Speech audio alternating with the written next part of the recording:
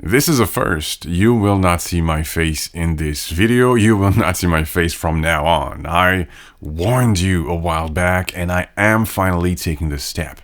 These behind the scenes won't be that different.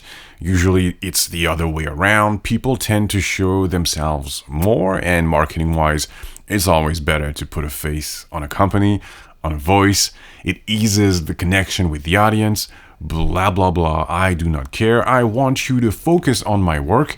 I want to disappear. I want to disappear behind my work. And this is the first step.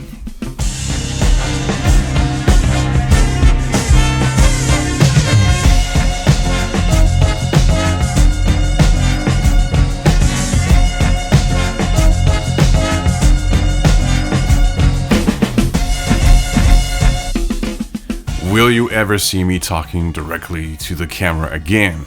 Probably, when I feel it's necessary. I posted last week on the blog a few articles and an exclusive BTS video featuring Angelina, who is also the dancer you're about to see in this BTS video. But the video on the blog is not a longer version of this. It is a completely different session. So if you are interested in that, you know where to go. I realized while editing this last night that I've never talked about this fantastic tripod that I now use all the time. I've been using it for a while. It's big, it's sturdy, and usually praised by landscape photographers. But I use it in the studio and for specific sessions where I need to be precise with my compositions. The head is sold separately. It's an amazing piece of gear, well engineered. All the links, of course, are down below. These images were made during my old days using the AD300pro by GODOX, of course, and that tiny 65cm softbox. I am still using the GFX100s, and the 20-35mm lens was back on my camera.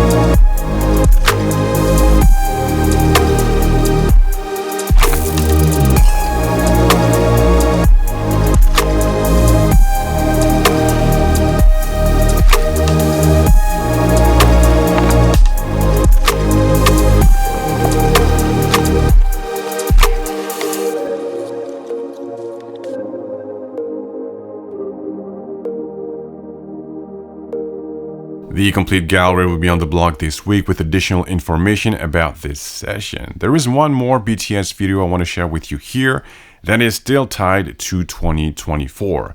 I realized that there were a few unreleased clips that were patiently waiting for me on my drives. So, rendezvous in the next one. Please take care. And until then, have a great one.